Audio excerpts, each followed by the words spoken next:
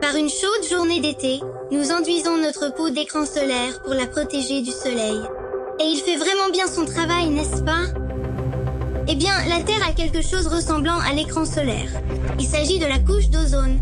C'est une couche de gaz invisible située au-dessus de la Terre, dans ce que l'on appelle la stratosphère. Elle sert de bouclier protecteur, absorbant les rayons ultraviolets nocifs du Soleil, en particulier ceux qui provoquent les coups de soleil. Sans la couche d'ozone, trop de rayons UV atteindraient la Terre, ce qui nous serait préjudiciable, ainsi qu'aux animaux, aux plantes et aux autres organismes vivants. Ainsi, vous voyez, la couche d'ozone joue un rôle vraiment important en protégeant toute vie sur Terre. La couche d'ozone est composée de molécules d'ozone qui se composent de 3 atomes d'oxygène. Ces molécules sont produites et détruites en permanence dans la stratosphère. Les rayons ultraviolets détruisent les molécules d'ozone avant de les reconvertir en oxygène.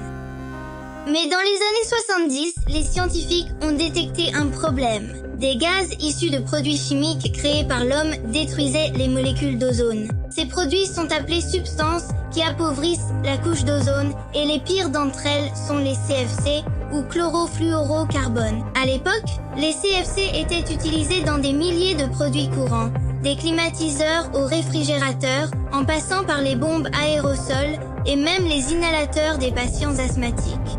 Lorsqu'une molécule de CFC atteint la stratosphère, elle absorbe les rayons UV, se décompose et libère ses atomes de chlore. Un seul atome de chlore peut détruire plus de 100 000 molécules d'ozone. Et c'est une très mauvaise nouvelle.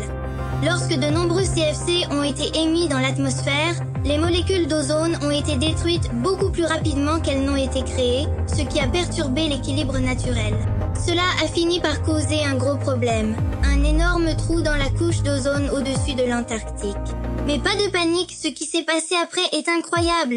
Le monde entier a collaboré pour découvrir un moyen de sauver la couche d'ozone. Mais c'est une histoire pour un autre jour.